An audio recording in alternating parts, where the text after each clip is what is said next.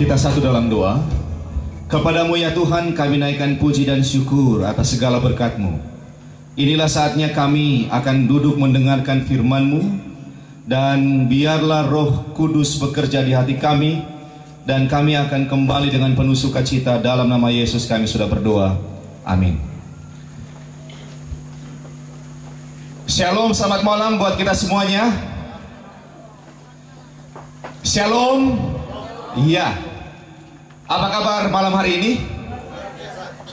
Pada malam hari ini kami bersyukur kepada Tuhan oleh karena panitia semuanya boleh diberikan kesehatan, dan saya bisa melihat bahwa ada tamu-tamu yang hadir dari malam pertama sampai malam ini.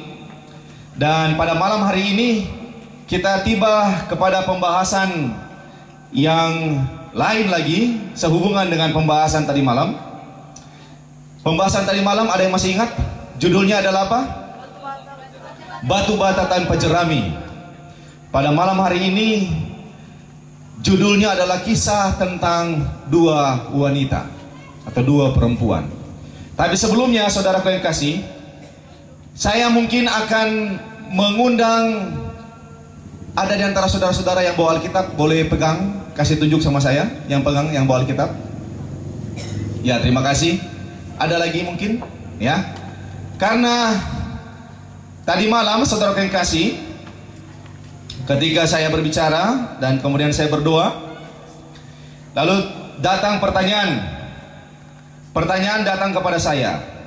Pertanyaan ini begini, pendeta, di mana ada ayat yang mengatakan terkutuk? Karena pendeta katakan tadi malam, terkutuk mereka yang tidak melakukan firman Tuhan. Saya katakan nanti tunggu malam ini, ya. Saya tidak tahu apakah beliau hadir atau tidak. Tapi yang punya Alkitab tolong angkat tangan, yang bawa Alkitab malam ini. Oke. Boleh saya undang satu orang, boleh tampil ke depan. Ibu yang warna hijau, pakai baju hijau, boleh datang ke depan, Ibu. Nama siapa? Oh, selamat malam Ibu Yuli. Mari ke depan. Ini di panitia sudah siapkan ternyata. Mari sini. Tolong panitia siapkan kenang-kenangan untuk Ibu ini. Mari Ibu. Kita ingin membaca firman Tuhan.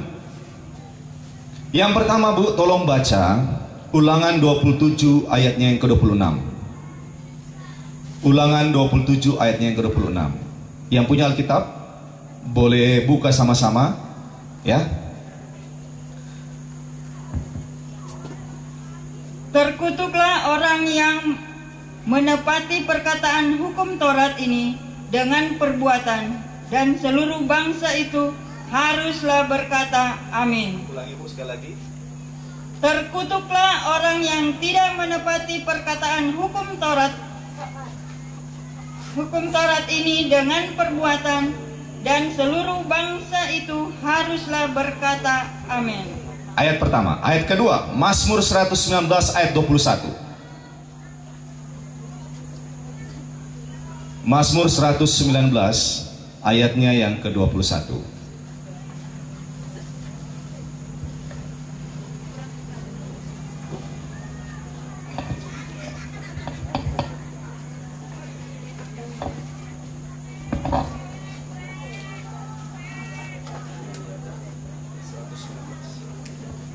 Mazmur 119 ayatnya yang ke-21.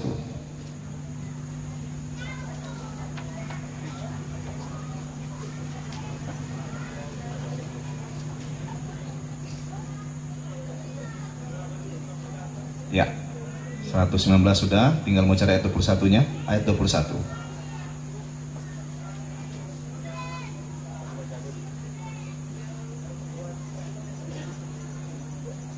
Iya.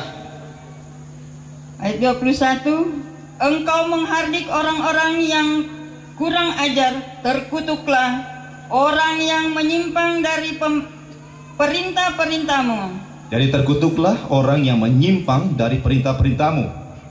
Yang berikutnya adalah 1 Korintus 16 ayatnya yang ke-22. Ya, maaf, 1 Korintus 6 ayat 22. Ini yang terakhir. 1 Korintus pasalnya yang ke-6 ayatnya yang ke-22.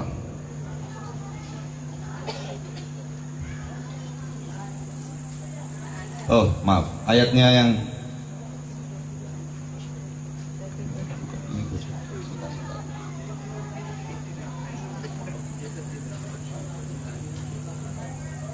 sebentar saudara.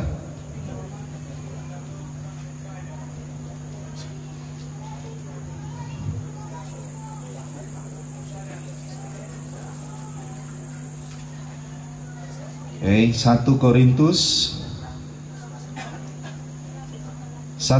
16 ayat 22. Betul.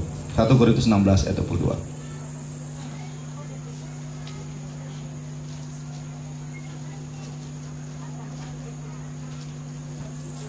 Ya. Siapa yang tidak mengasihi Tuhan, terkutuklah ia. Maranatha.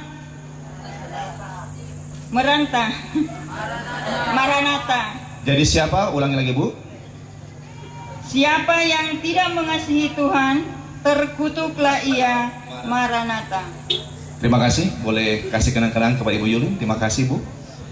Ayat yang terakhir jelas bukan? Berkata bilang apa? Barang siapa yang tidak mengasihi Tuhan, dibilang apa? Terkutuk. Ayat sebelumnya berkata, terkutuklah mereka yang tidak melakukan perintah-perintah Tuhan. Terkutuklah mereka yang tidak melakukan ketetapan Tuhan. Jadi ketika saya berkata demikian, ada ayatnya.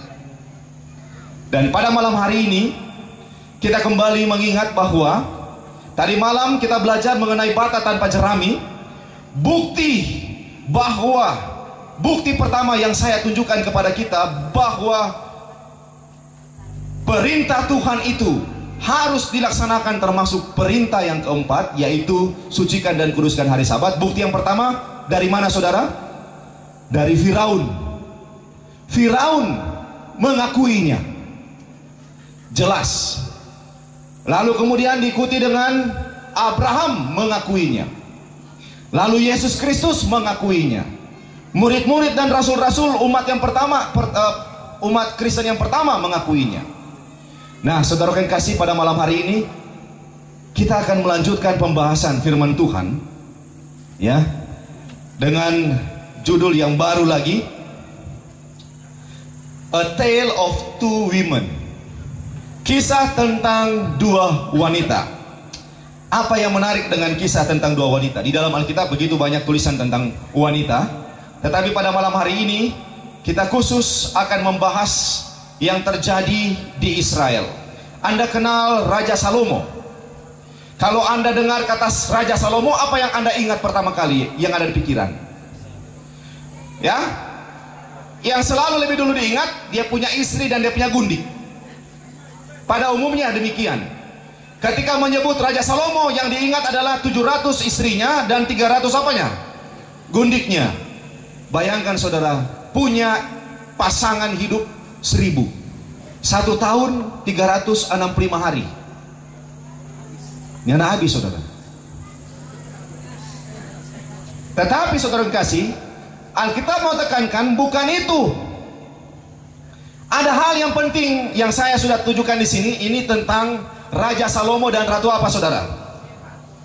Anda pernah baca dalam Alkitab tentang Ratu Sheba, ratu dari kerajaan selatan.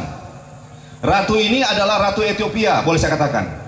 Dan Ratu Sheba ini adalah ratu yang sangat kagum kepada Salomo. Kita dengarkan ayat berbunyi sebagai berikut. Ketika Ratu negeri Sheba mendengar kabar tentang Salomo, mendengar kabar katanya, berhubung dengan nama Tuhan, maka datanglah ia hendak memujinya. Dan katanya begini, kalau seandainya Salomo tidak ada hubungan dengan Tuhan, jangan mimpi dia mau datang. Tapi karena ada hubungan dengan Tuhan, hubungan dengan apa Tuhan? Ketika dia meminta hikmat kepada Tuhan dan Tuhan memberikan kepadanya, hikmatnya tersebar ke seluruh negeri sampai ke pelosok-pelosok penjuru. Dan Ratu negeri Sheba mendengar dan dia mau buktikan. Maka datanglah ia hendak mengujinya dengan teka-teki. Dan Salomo menjawab segala pertanyaan ratu itu. Bagi raja tidak ada yang tersembunyi yang tidak dapat dijawabnya untuk ratu itu. Dikatakan bahwa Raja Salomo ini luar biasa pandai, luar biasa hebat. Dia bisa mengenal. Ada orang bertanya, kenapa sampai dia punya pasangan istri 700 dan 300 gundik? Ada tulisan kuno menyatakan, tidak ditulis dalam Alkitab, tapi mungkin karena kuasa. Tetapi dikatakan di situ, yang menulis ini dia bilang, oleh karena kuasa Tuhan datang kepadanya sehingga Raja Salomo bisa membaca muka, bisa membaca mata, bisa membaca pikiran. Malahan di situ dituliskan Raja Salomo bisa berbahasa binatang dan bisa berbahasa burung. Itu dituliskan. Tidak dijelaskan dalam Alkitab. Dikatakan bahwa Raja Salomo itu hanya pandai, luar biasa pengetahuannya. Nah, saudara yang kasih, ada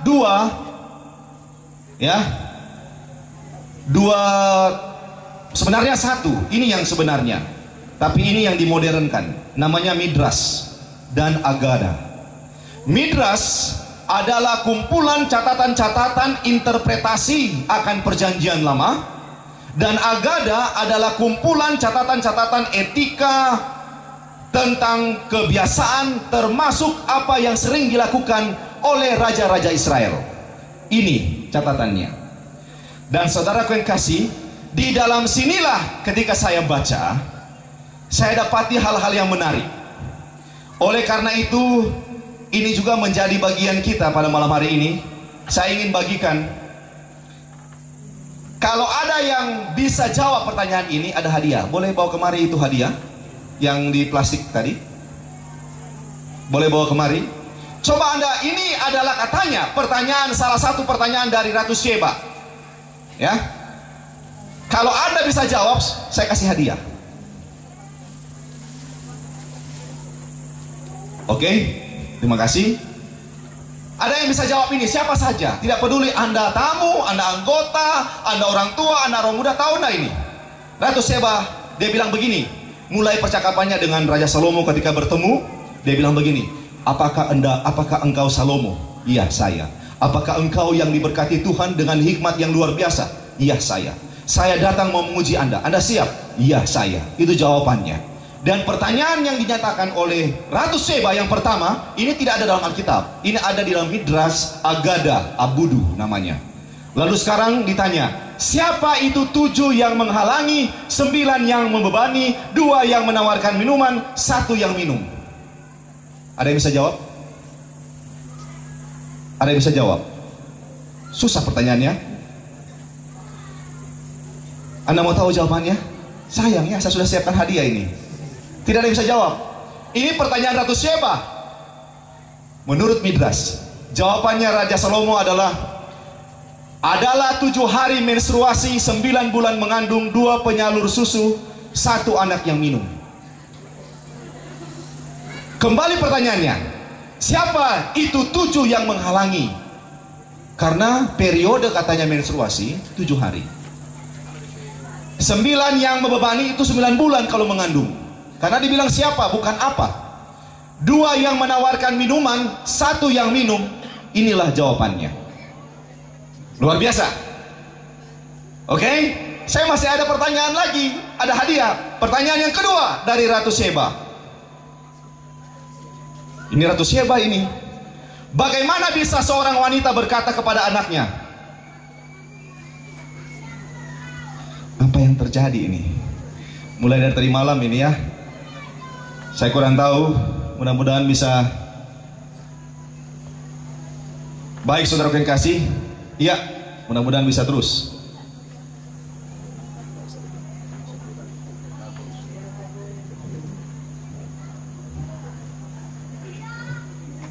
Baik saudara yang kasih, saya minta mungkin saudara-saudara bersabar sedikit. Sebelumnya saya mau cerita. Sebelum pertanyaan kedua ini, saya potong. Raja Salomo bukan ditanya, tapi ditanya dalam bentuk peragaan oleh Ratu Sheba. Ditanya begini, Raja, di antara anak-anak ini. Ratu Seba sudah menyiapkan anak-anak ini, semua modelnya sama, gunting rambutnya sama, kulitnya sama, warna dia punya pakaian sama, berdiri dengan jubah yang sama, sama tinggi. Dibawa kepada Raja Salomo anak-anak ini, banyak anak, bukan cuma satu, ya. Oke, sampai di situ dulu. Nanti kita lanjut. Lalu kemudian Ratu Seba tanya sama Raja Salomo, di antara anak-anak ini yang pakai jubah, mana laki-laki, mana perempuan? Raja Salomo senyum. Dia langsung kasih kode sama dia punya sida-sida. Sida-sidanya datang. Dia bisik sama sida-sidanya. Sida-sidanya pergi, nak lama balik kembali membawa dua benda. Benda dalam tempayan. Yang satu adalah kacang goreng, yang satunya adalah milu panggang yang sudah dihancurkan. Dia punya yang sudah yang sudah dikasih keluar, yang sudah dicuri, orang Manado bilang. Itu yang dipanggang. Lalu kemudian raja bilang alaskan kain. Lalu kemudian raja hamburkan itu kacang dan milu, orang Manado bilang, ya, jagung panggang. Lalu dia katakan begini, anak-anak silakan ambil. Semua ambil, tetapi ada yang ambil lalu taruh di DP jubah. Begini, ada yang nak berani taruh di jubah, dia cuma pegang-pegang. Kenapa? Kalau sampai dia taruh di jubah, itu berarti bajunya akan lebih kencang, boleh kentara dia punya lekukan badan. Jadi Raja Salomo katakan, yang menaruh barang, menaruh dia punya makanan itu di dalam bajunya, jubahnya, dialah laki-laki. Yang tidak adalah perempuan. Ratu Seba kaget. Yang berikutnya diuji lagi. Ini catatan dari yang lain, bilang begini, ketika Ratu Seba mulai terpesona oleh karena kebijaksanaan Raja Salomo, dia katakan, saya mau lihat kau punya kerajaan. Jadi dia naik sampai di atas, lalu kemudian di atas soto bangunan, Ratu Seba katakan begini, saya mau kasih ujian juga di tempat ini, silakan. Ratu Seba keluarkan dua jenis bunga, sama persis, lenturnya sama. Lalu dibilang, Raja Salomo, yang mana yang asli? Raja Salomo pegang, dia cium, sama semuanya. Dia keluar, dia ulurkan tangannya di udara, katanya, dia bersiul, lalu kupu-kupu datang, dan dia hinggap di salah satu. Lalu dia bilang, yang dihinggapi oleh kupu-kupu, inilah yang asli. Wah, luar biasa. Bayangkan kalau saudara bawa bunga kepada saudara punya pacar, lalu ada kupu-kupu tera, asli itu, luar biasa. Tapi kalau nyata ada yang batera, berarti saya nak bilang saudara. Ini pertanyaan selanjutnya, ada hadiah. Saya kasih 2 hadiah 1 kali. Ya. Ini tadi dijawab. Pertanyaan selanjutnya Ratu Seba, bagaimana bisa seorang wanita berkata kepada anaknya, ayahmu adalah ayahku, kakekmu adalah suamiku, engkau adalah anakku, dan aku adalah kakakmu? Hah? Ada yang bisa jawab ini? Betul, 2 anak Lot. Ya, Ratu Seba tahu cerita Lot. Tolong kasih sama Nona Aprisia. Nona Aprisia boleh datang ke depan. Ya, diberikan saja dua-duanya, supaya satu untuk adiknya. Ya, kakaknya ini selalu berkorban untuk adiknya. Boleh berdiri di sini. Silakan, Ketua Bina Hidupan. Terima kasih. 1 kali 2. Saudara kalian kasih, memang inilah jawabannya. Itu adalah kedua anak perempuan Lot. Karena Lot kehilangan istrinya, dan kedua anaknya sama-sama dengan Lot memperoleh anak, sehingga ayahmu adalah ayahku, kakekmu adalah suamiku, engkau adalah anakku, dan aku adalah kakakmu. Luar biasa. Ini berasal dari apa? The Book of Legends, Midrash Agada. Tapi yang benar-benar dicatat di dalam Alkitab, ya. Inilah kisahnya dalam 1 Raja-Raja pasalnya yang ketiga 16-28. Lalu berkatalah raja yang seorang berkata, anakkulah yang hidup ini dan anakmulah yang mati. Yang lain berkata, bukan, anakmulah yang mati dan anakkulah yang hidup.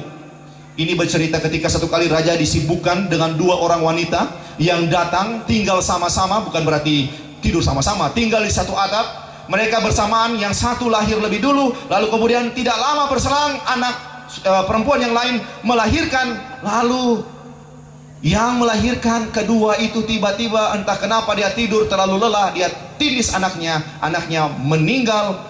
Karena tengah malam dia curi temannya punya anak, dia kasih anaknya kepada temannya. Ketika bangun pada pagi, ini yang punya anak yang pertama menangis. Tapi setelah dia perhatikan ternyata ini bukan ciri-ciri saya punya anak. Dia bilang, itu kita punya anak. Dia bilang, bukan, lapor raja. Dibawalah kepada raja. Dan raja berkata seperti ini, kau bilang kau punya anak, kau bilang kau punya anak. Anda tahu bukan kisahnya? Kata raja apa?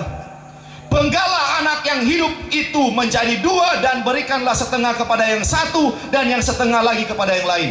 Saudara yang kasih, Raja Salomo, kalau Anda baca komentar Alkitab, hampir semua setuju bahwa Raja Salomo harus berhati-hati. Karena tidak dibilang harus pengawal yang penggal. Dia bilang bawalah pedang kemari. Lalu kemudian penggalah, dengan kata lain bisa jadi dia, bisa jadi itu pengawal. Tetapi dia harus hati-hati, jangan sampai melanggar hukum Tuhan. Dia bilang, firman Tuhan mengajarkan tidak boleh ada penumpahan darah. Sehingga dia harus hati-hati. Tetapi saudara kasih, sugesti ya, ini sugesti dari Raja Salomo ini berhasil, sehingga wanita yang pertama yang memberikan pengaduannya, sebenarnya Salomo sudah mengerti, karena Salomo berhikmat. Dia bisa mengerti orang yang benar ada alasan-alasannya, orang yang tidak benar tidak ada alasan biasanya. Sehingga ketika wanita yang tahu, wanita yang warna biru ini bilang, sudah Jo, nggak usah penggal, biarkan anak ini kasih sama dia. Tapi yang satu bilang, oh enggak, pegal bagi dua. Bayangkan saudara, bagaimana ada ibu yang mau anaknya harus dipenggal. Jadi Raja Salomo memberikan keputusan. Inilah kisah tentang dua wanita. Dan tentang dua wanita ini, yang satu jahat, yang satu benar, satu mau berkorban, satu tidak mau berkorban, adalah simbol tentang gereja. Alkitab menggambarkan wanita sama dengan gereja. Yang pertama dalam tulisan Yeremia 6 ayat 2, adakah putri Sion sama seperti padang yang paling disukai, atau sama seperti wanita yang paling disukai dalam bahasa asli. Siapa itu Sion? Aku kembali membentangkan langit dan meletakkan dasar bumi, dan berkata kepada Sion, engkau adalah umatku. Dan kata lain, Sion sama dengan apa? Umat Tuhan. Kalau Anda berbicara mengenai Sion, itu berarti berbicara mengenai umat Tuhan. Kalau Anda punya gereja namanya Sion, hati-hati, karena Anda harus betul-betul umat Tuhan di situ. Jangan cuma taruh nama Sion lalu tidak umat Tuhan.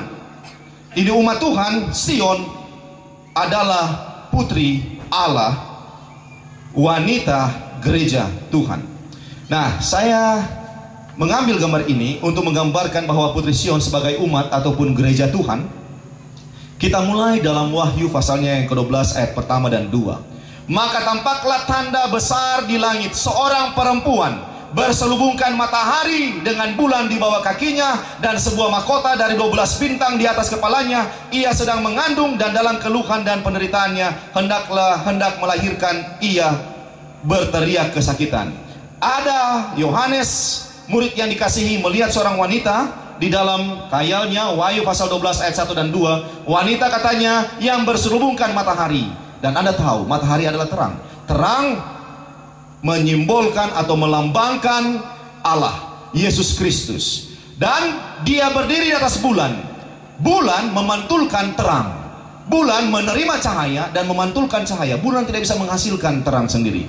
Dan bulan ini ya adalah ajaran, adalah perlambang yang diterima dari terang yang ada di sekitar wanita ini. Dan wanita ini, putri Sion, adalah umat Tuhan. Dan 12 mahkota, 12 bintang yang ada di mahkota adalah perlambang tentang 12 suku Israel ataupun 12 rasul yang mengajarkan pendiri gereja Kristen yang mula-mula. Baju jubah putih yang ada ini adalah jubah kebenaran Kristus. Kira-kira demikian arti dari apa yang dilihat oleh Yohanes, murid yang dikasihi.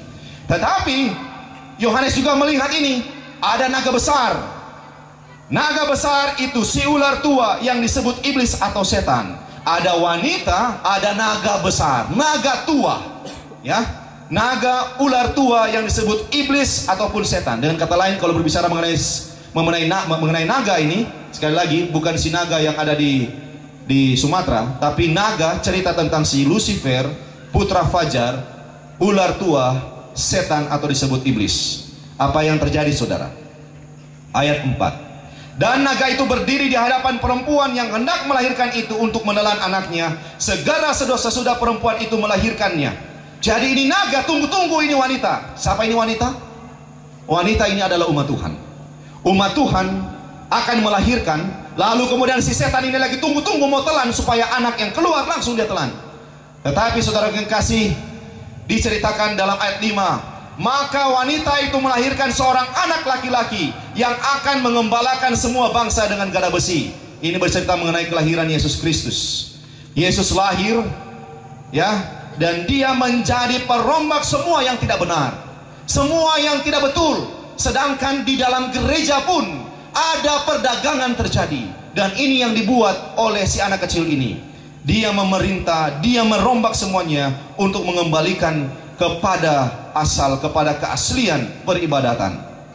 Dan saudara yang kasih, Anda tahu bahwa ketika sepertiga malaikat yang diusir dari surga, mereka benar-benar berkuasa, mau menghancurkan umat Tuhan, bahkan berusaha untuk membinasakan Yesus yang adalah pencipta mereka.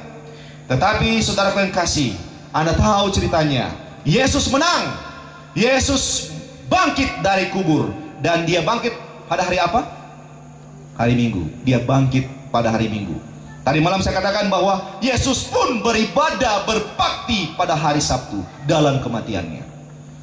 Dia Allah, dia bisa saja bangkit, tetapi dia tidak mau bangkit.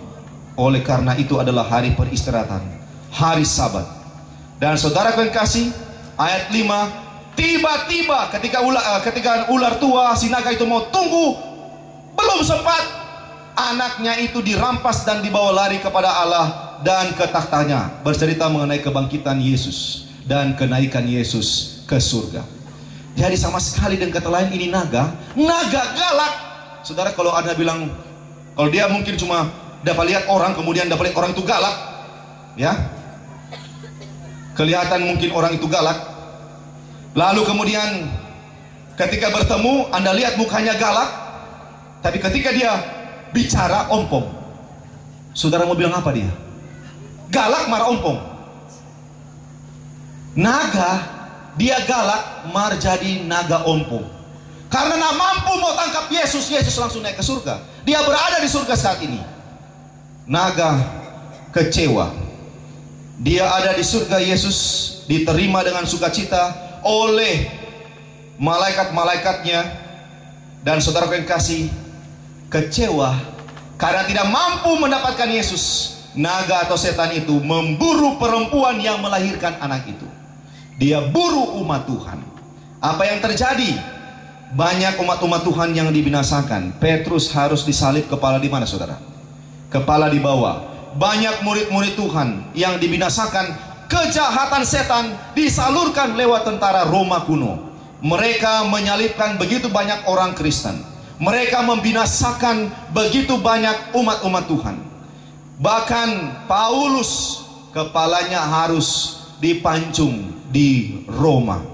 Ini adalah suatu kepahitan yang dilanda oleh umat-umat Tuhan. Wanita atau Sion itu di awal-awal setelah anak itu naik ke surga, bertakhta di surga. Banyak orang yang diajak untuk menyembah patung, cuma tanda tangan sembah patung. Tetapi banyak juga umat-umat Allah yang bertahan mempersembahkan kehidupannya. Saudara yang kasih, kalau Anda mau menjelaskan kebenaran sebenar-benarnya, Anda sudah siap mati. Dan saya pun sudah siap mati. Ketika berbicara mengenai kebenaran, saya siap mati. Dan ini yang dilakukan oleh umat-umat Tuhan yang awal-awal. Di abad keempat, ketika Konstantin kemudian melihat bahwa orang-orang Kristen ini mulai berpengaruh dan memberikan hasil yang positif, lalu kemudian dia mengadakan perang dengan barbarian. Ketika dia tidur tidur, dia mendapatkan mimpi. Ada bentuk kiro. Kiro itu bentuknya seperti X, lalu kemudian seperti gembala, tongkat gembala yang berputar. Jadi kiro dalam bahasa Yunani. Artinya dikasih tanda, dengan tanda inilah engkau akan menang. Sehingga Konstantin berperang, menang. Lalu dia bilang, di mana ada tanda seperti ini? Dia dapati di gereja ataupun di sinagoge Kristen. Karena lambang Kristus, penguasa. Jadi itu yang dibuat. Jadi Konstantin kemudian dia menerima Kristen, bersamaan dia bawa dia punya kekafiran ke dalam kekristenan. Jadi sekarang kekristenan sudah menjadi kekristenan yang tidak murni lagi, menjadi Kristen yang gado-gado. Walaupun ada orang yang masih tetap bertahan, dan itulah umat yang sisa, umat yang disebut Sion, putri Allah yang Maha Kuasa. Ayat 6, lanjutan dalam Wahyu. Perempuan itu lari ke padang gurun di mana telah disediakan suatu tempat baginya oleh Allah supaya ia dipelihara di situ 1260 hari lamanya. Jadi wanita ini yang dikejar oleh iblis, si naga ini, lari katanya, pergi bersembunyi ya di padang gurun 1260 tahun lamanya atau hari. Karena menurut Yesaya 4 ayat 6, aku katanya Tuhan bilang, aku menentukan bagimu satu hari untuk satu tahun. Jadi 1260 hari sama dengan 1260 tahun. Apa itu? Ini dalam bahasa Inggris disebut Dark Ages, masa kegelapan, di mana begitu banyak umat-umat Tuhan yang diberi makan kepada singa, yang ditangkap, dibinasakan karena mempertahankan kebenaran, karena mempertahankan hukum Tuhan, karena beribadah kepada hari yang benar, karena menerima Yesus, mencintai Dia dan melakukan perintah-perintahnya. Sehingga ada kisah di mana ada seorang yang bernama wanita Valentina, ya, Valentia bukan Valentino. Valentia, dia punya anak 7. Dia adalah seorang diakones yang berada di Roma saat itu. Dia harus berani berkorban untuk ke-6 anaknya dan 1 yang masih ada dalam perut. Dia harus ditangkap, dianiaya, dipukul, lalu kemudian dikasih makan anak-anaknya satu demi satu, sehingga makan anaknya. Ada yang diterkam, ada yang dibinasakan oleh beruang. Tapi Valentia ini dia tetap bertahan. Setiap anaknya dibinasakan, mau bertobat kembali, nggak usah percaya kepada kekristenan. Memang dia pada dasarnya dia adalah orang Roma yang bertobat. Dia bilang tidak, saya percaya kepada Yesus, saya percaya, sampai dirinya sendiri dan bayi dalam kandungannya harus meninggal. Seorang bapak gereja, dia adalah penatua gereja ketika Yohanes, murid yang dikasihi, menjadi rasul, namanya Polikarpus. Dia juga harus mati dibakar karena mempertahankan kebenaran. Dia bilang begini, saya punya usia ya sudah tua, bagaimanakah mungkin dia bilang selama 80 tahun saya hidup, tidak pernah satu hari pun Yesus memberikan kekecewaan kepada saya. Bagaimana mungkin saya menyangkal Dia di hadapan kalian? Dan Polikarpus pun harus dibakar, meninggal.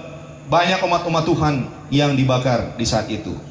Saudara yang kasih, Anda pasti tahu, pernah mendengar yang disebut dengan bangsa Katar, bangsa Waldensis, bangsa Albigensis. Mereka ini adalah orang-orang yang lari. Mereka pergi ke pegunungan oleh karena melihat kekristenan yang sudah berbaur, sudah tidak asli lagi.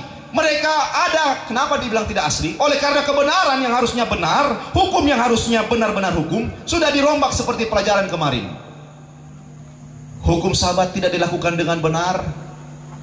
Hukum mengingini dibagi-bagi. Hukum menyembah patung ya sudah dipalangkan, dihilangkan.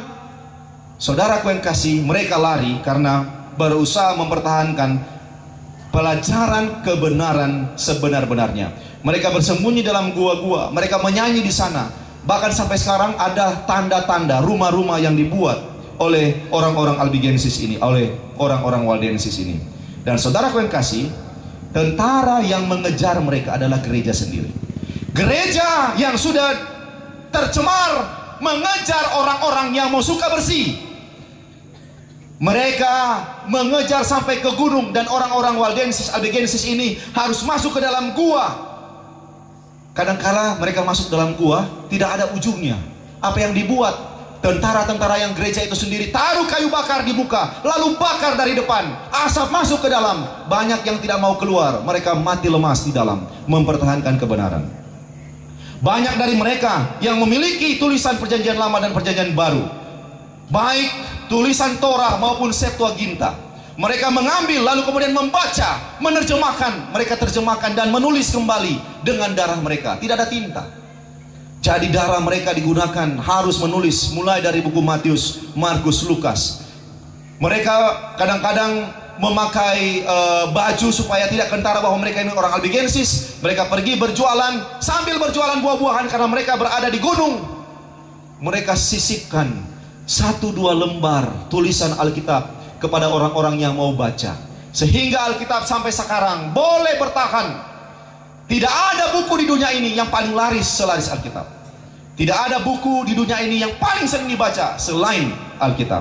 Ini usaha dari orang-orang ini. Orang-orang Albigensis berusaha mempertahankan Alkitab. Saudara yang kasih, di zaman kegelapan ini dan mulai masuk kepada abad reformasi, ada beberapa orang bapak gereja yang sangat terkenal. Salah satunya adalah John Huss dan Jerome. Mereka berdua harus dibakar. Yang bakar siapa saudara? Yang bakar orang gereja. Yang orang gereja yang merasa tersinggung oleh karena mereka mempertahankan kebenaran. Apa yang diandalkan oleh John Huss? John Huss mengembalikan orang-orang supaya baca firman Tuhan. Jerome mempertahankan supaya orang-orang datang beribadah kepada hari yang ketujuh. Mereka mati dibakar. Dan saudara kekasih, bukan cuma mereka, ada juga orang-orang yang lain yang dianiaya walaupun tidak sempat meninggal, yaitu diantaranya Martin Luther, lalu kemudian William Tyndale. Dia ini yang menulis Alkitab yang pertama kali dengan lengkap. Lalu orang yang lain juga namanya John Wycliffe. Ada pendeta Wycliffe di sini, pendeta Wycliffe Lau. John Wycliffe, apa yang terkenal dengan John Wycliffe? John Wycliffe yang membuat dia terkenal adalah yang pertama baptisan. Yang kedua adalah tidak boleh ada ornamen, tidak boleh ada patung-patung dalam gereja, tidak boleh ada perangkat-perangkat yang harus dilewati, disentuh, dicium. Kalau saudara pergi ke Filipina, saudara akan dapati di Filipina sampai di mall-mall, sampai di rumah-rumah ada patung-patung yang ketika orang lewat, 2 hal yang biasa mereka buat. Yang pertama, mereka lempar koin. Kedua, mereka pegang itu patung lalu cium. Itu tidak ada dalam ajaran firman Tuhan, tapi itu dibuat. Dan orang-orang yang mempertahankan kebenaran dianiaya, diusir, dikejar, dibinasakan kalau boleh. Tetapi saudara kasih, pada tanggal 6 September 1620 ini adalah tonggak sejarah yang luar biasa. Kenapa? Karena pada waktu itu orang-orang yang berada dari Inggris, Anda yang suka nonton Liga Inggris, Anda juga mesti tahu sejarah gereja dari sana. Bukan Liga Inggris maksudnya. Sejarah gereja ini, ya, sejarah gereja yang awalnya kenapa orang-orang dari Amerika itu yang menjadi orang punya pendiri-pendiri gereja saat ini, baik gereja apapun dia, yang ada di Indonesia ini, semuanya berasal dari Amerika mayoritas. Tetapi ingat, dulu belum ada mereka. Masih orang yang asli, namanya orang-orang Indian. Baik Apache, baik suku-suku yang lain, semuanya ada di sana. Tetapi saudara yang kasih, ada perahu Mayflower dengan 41 anggota. 41 orang datang dari Inggris. Kenapa mereka dari Inggris? Oleh karena pada waktu itu Inggris menjadi kota terbusuk. Kota terbusuk artinya kota terjahat. Sampai-sampai di dalam gereja pun terjadi pembunuhan dan terjadi pencurian. Sehingga gereja Anglikan yang sekarang menjadi gereja negara untuk orang di Inggris, termasuk Ratu Elizabeth, dia adalah agama Anglikan. Pada waktu itu tidak seperti sekarang. Sekarang sudah lebih baik. Dulu saudara kasih, pada waktu itu banyak orang-orang yang berusaha untuk keluar, membersihkan diri. Artinya mereka mau reformasi, mengadakan perubahan kepada gereja Protestan yang sebenarnya. Kenapa gereja Protestan yang di Inggris itu berbeda dengan gereja Protestan yang ada dari Jerman atau Skandinavia?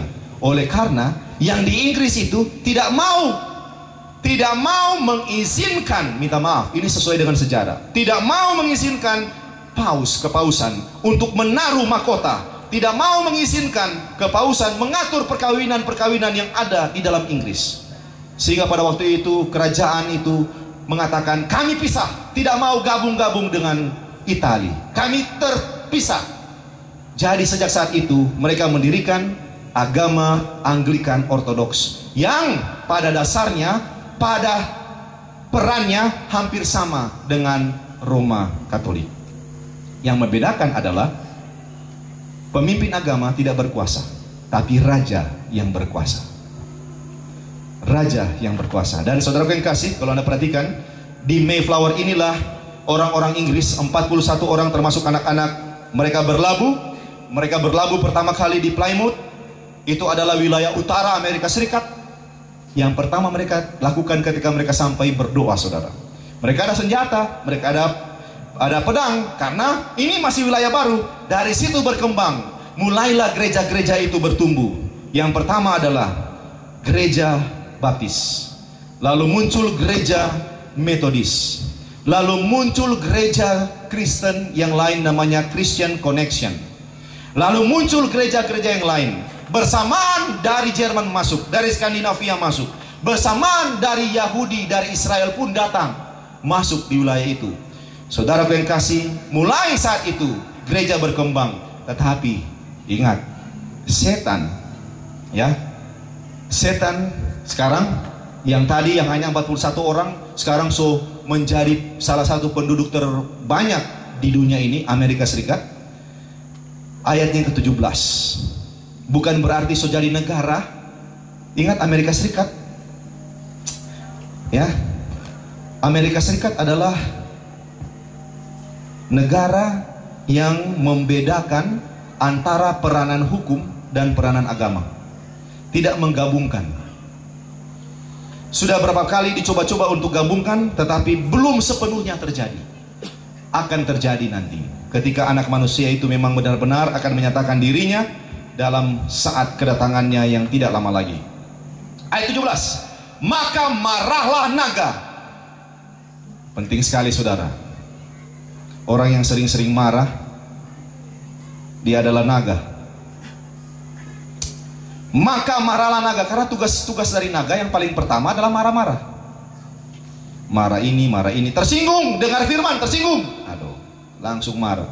Ini marah. Makanannya tidak jelas, marah. Kurang garam, marah. Terlambat, marah. Mungkin ada saat-saatnya marah itu benar, tetapi lebih banyak salah marah itu. Ya, ini pun harus kita geluti. Lalu pergi memerangi keturunan wanita yang lain. Stop dulu di sini. Kita baca sama-sama. Maka marahlah naga itu kepada perempuan itu, lalu pergi memerangi apa? Keturunan wanita ini, keturunan umat Allah yang apa?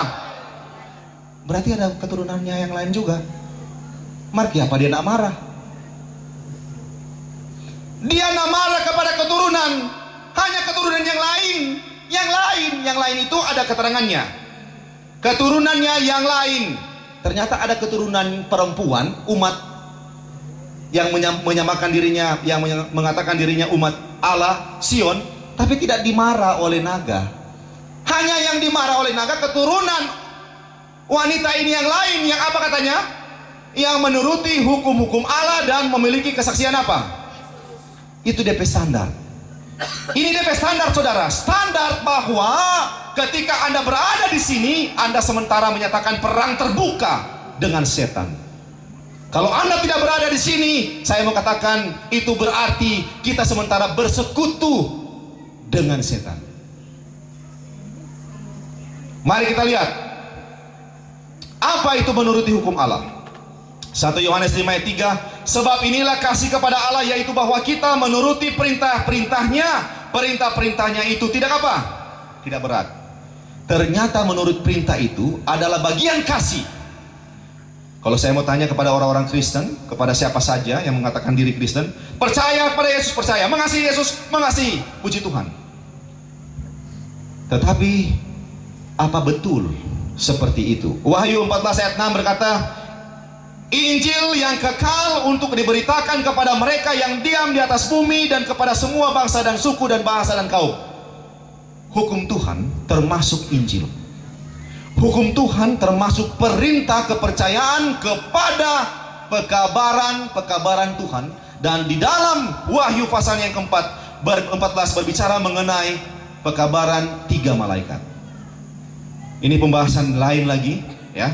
Tetapi intinya adalah ketika Anda mau bersaksi kepada orang lain, ketika Anda orang Kristen, Anda harus berkata, Yesus itu adalah juru selamat, Yesus itu adalah Tuhan. Kalau Anda cuma berkata, Yesus itu adalah juru selamat, tidak selamat.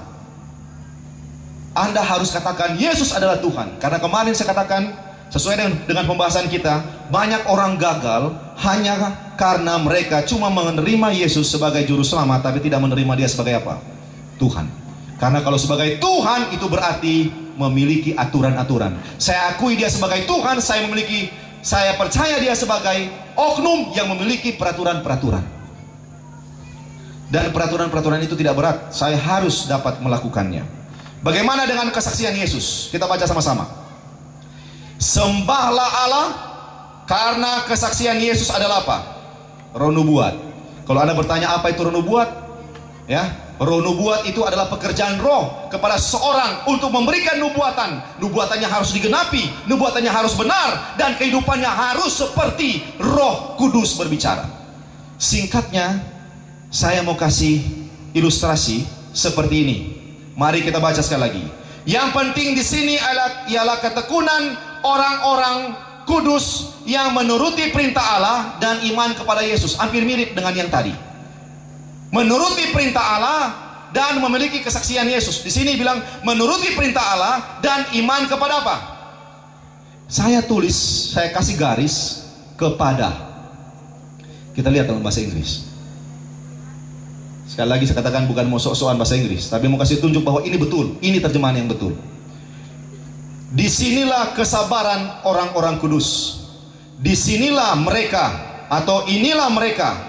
Orang-orang kudus ini adalah mereka yang memelihara hukum, the commandment of God, hukum Allah, dan iman, bukan iman in Jesus, not faith in Jesus, tapi faith of Jesus, iman yang diimani oleh Yesus. Jadi kalau Anda dan saya mau bergabung menjadi anggota dari mereka yang menyebutkan dirinya umat Allah yang dikejar-kejar oleh setan, adalah mereka yang harus katanya menuruti perintah Allah dan iman seperti iman apa? Yesus. Bayangkan saudara, Yesus bilang sama dia, iman kepada saya. Kenapa? Karena dia beriman kepada siapa? Bapaknya. Itu iman seperti itu artinya bergantung kepada Allah, melakukan apa yang dia ajarkan. Itu yang disebut dengan iman yang diimani, yang diamini oleh Yesus Kristus. Jadi ciri gereja yang benar adalah gereja yang menuruti hukum Tuhan. Hukum Tuhan itu ada 1 sampai 10. Sangat jelas. Salah satunya adalah apa? Ingat dan kuduskan apa? Sabar. Orang berkata, pendeta pengkhotbah kemarin itu pedis. Saya katakan minta maaf. Tetapi lebih baik pedis dan kita selamat daripada lunak-lunak orang dua binasa. Ini yang dilaksanakan oleh firman ini. Kabar baik selalu ada resiko. Saudara kan kasih, kalau begitu pertanyaannya, kalau seandainya umat yang sisa, umat yang benar itu adalah umat yang melakukan perintah Tuhan dan memiliki iman yang diimani oleh Yesus, kok kenapa banyak gereja? Bukankah mereka percaya kepada Yesus? Bukankah mereka menuruti perintah Yesus? Saya boleh katakan, nak semua. Nak semua. Betul memang turut perintah, tapi nggak 100%. Ada yang mereka bilang, nak usah jo ini, nak usah jo itu, baking jo ini, baking jo itu. Banyak gereja. Mari kita lihat Efesus 4 ayat 5, berbunyi apa?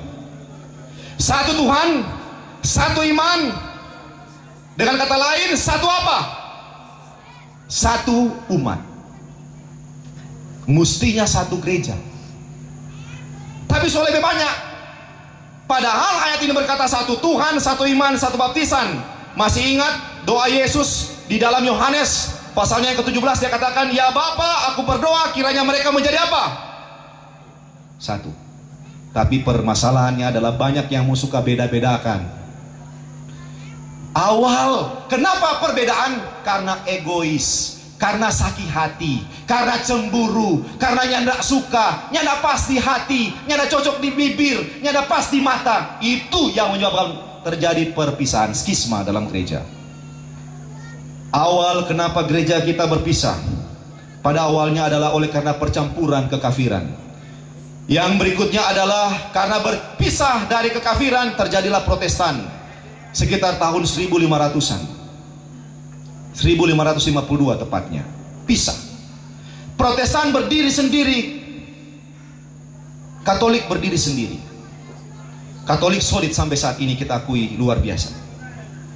Protestan mulai berjalan. Mulai ada yang bilang, nggak pas ini. Nggak pas ini. Mulai terpisah. Mulai ada gereja di wilayah Mesir. Mulai ada gereja di wilayah Inggris. Mulai terpisah-pisah. Terpisah-pisah. Muncul kemudian nanti tahun 1978 atau 80 boleh saya katakan, muncullah pergerakan karismatik. Mulai dari situ ada gereja yang memelihara percaya kepada Tuhan dengan kuasa. Kalau katanya tidak memiliki kuasa, tidak ada kuasa di bibir, tidak bisa berbicara dengan kuasa roh, itu berarti dia bukan umat yang benar. Oke, biarlah mereka percaya seperti itu. Saya mau katakan bahwa tidak ada perintah dalam Alkitab untuk semua harus berbahasa roh. Bukti bahasa roh adalah ketika Petrus berbahasa roh, dimengerti oleh orang lain, dia sendiri nak mengerti.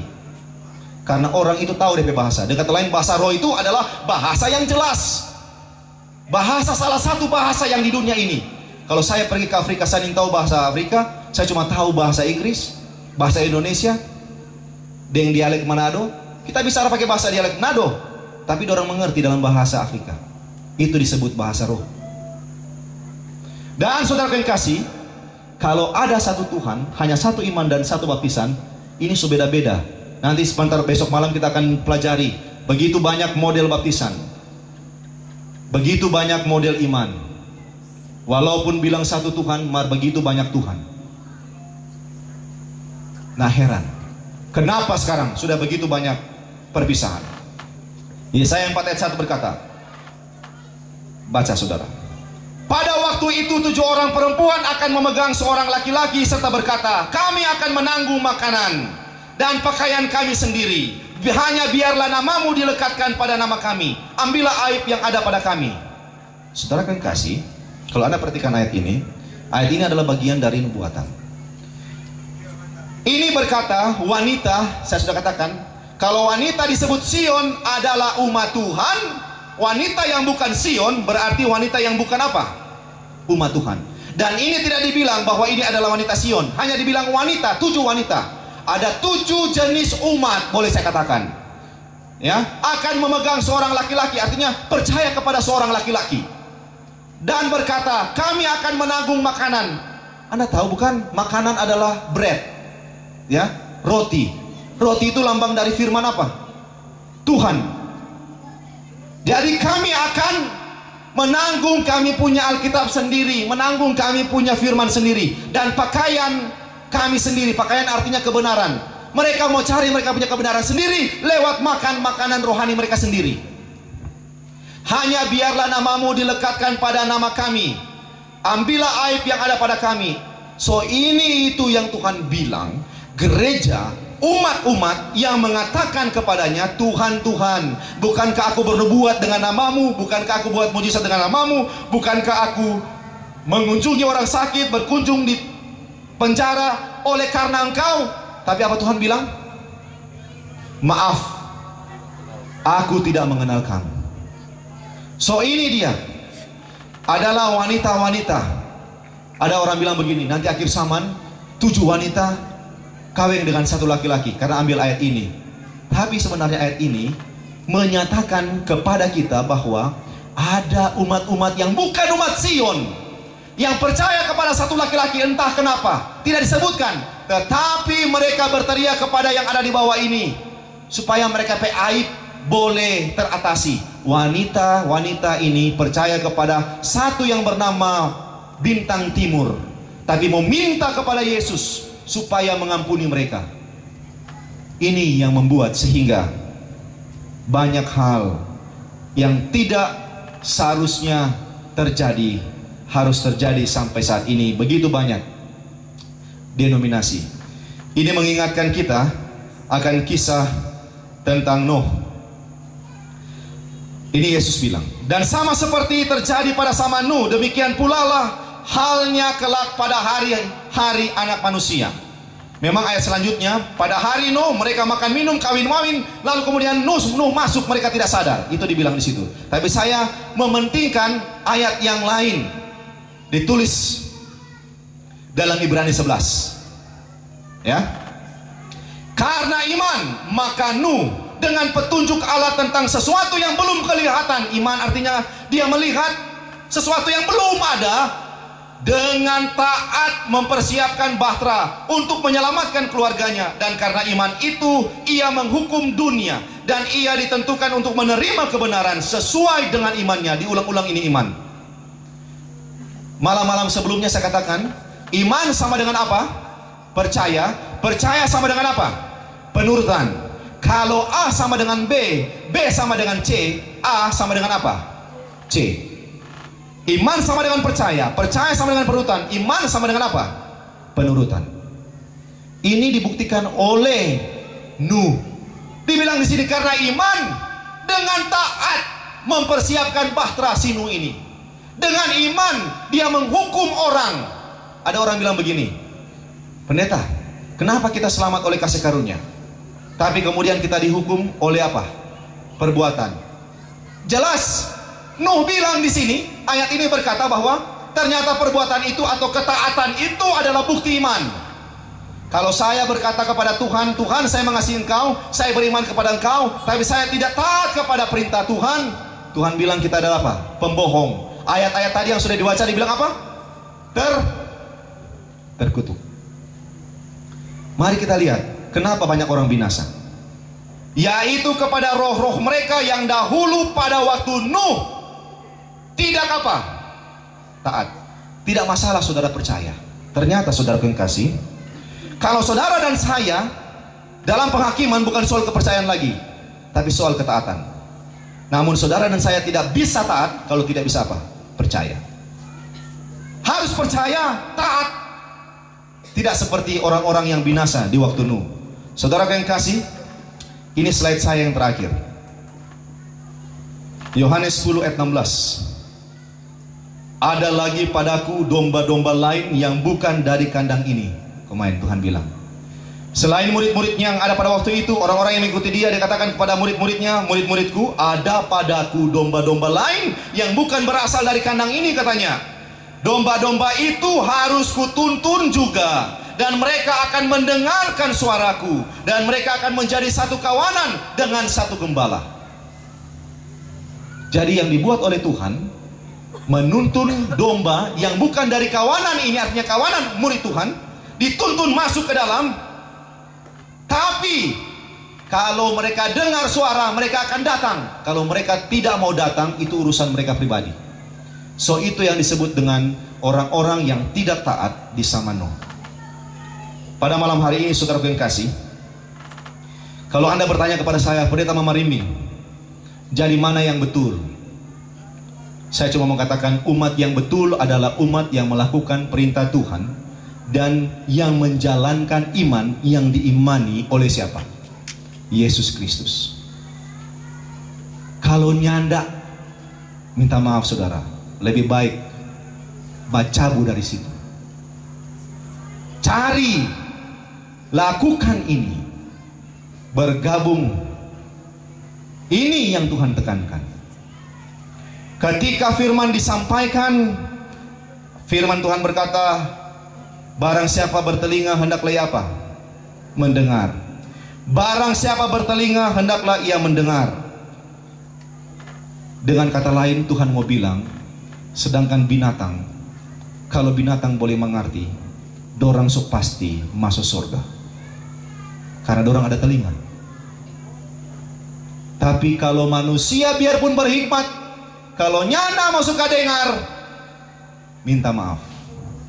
Mereka akan tinggal di dalam kota debu yang kita sudah bahas malam kedua. Pada malam hari ini saudara yang kasih, berapa di antara saudara yang percaya bahwa Yesus Kristus mengasihi kita apapun keberadaan kita? Saya undang untuk berdiri. Apapun keberadaan kita, Yesus mengasihi kita. Puji Tuhan.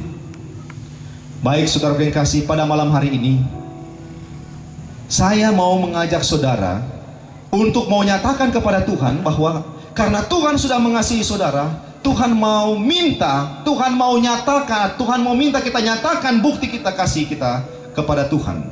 Berapa di antara saudara yang mau berjanji kepada Tuhan bahwa Anda akan melakukan perintahnya? Katakan dalam hati amin.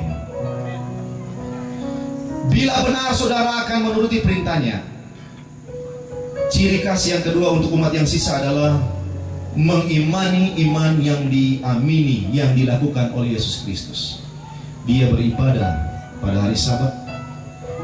Dia melakukan apa yang menjadi perintah Tuhan. Dia setia dalam hal-hal kecil. Dia menjalankan hal-hal yang besar. Dia berusaha menyembuhkan banyak orang. Dia mengamini apa yang Allah Bapanya sudah sarankan, perintahkan kepadanya. Sehingga ada kalimat berkata, karena begitu besar kasih Allah akan dunia ini, sehingga ia mengaruniakan anaknya yang tunggal, supaya barang siapa yang percaya kepadanya tidak binasa, melainkan beroleh hidup yang kekal.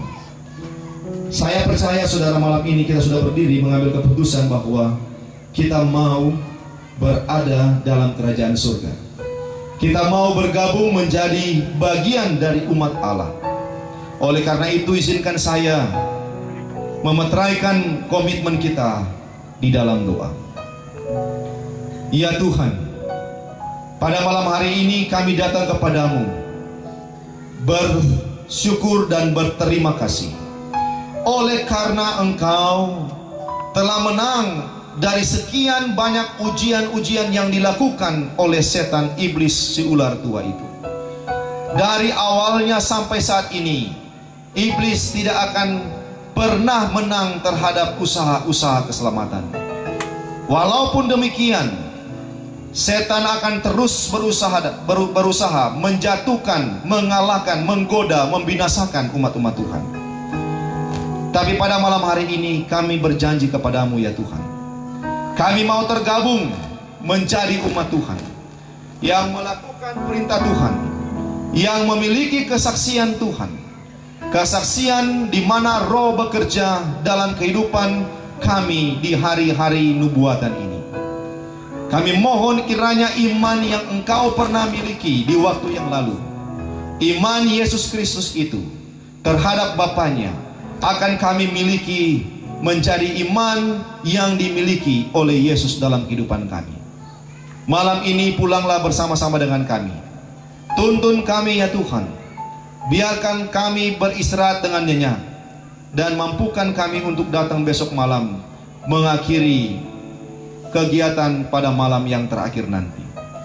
Kami tahu Bapa, setan berusaha untuk mengalahkan kepercayaan kami. Setan berusaha untuk menggoda sehingga kami akan berpikir firman pada malam hari ini adalah suatu yang keliru. Tetapi Tuhan, Engkau mengetahui dengan benar. Engkau dapat mengalahkan unsur-unsur kegelapan.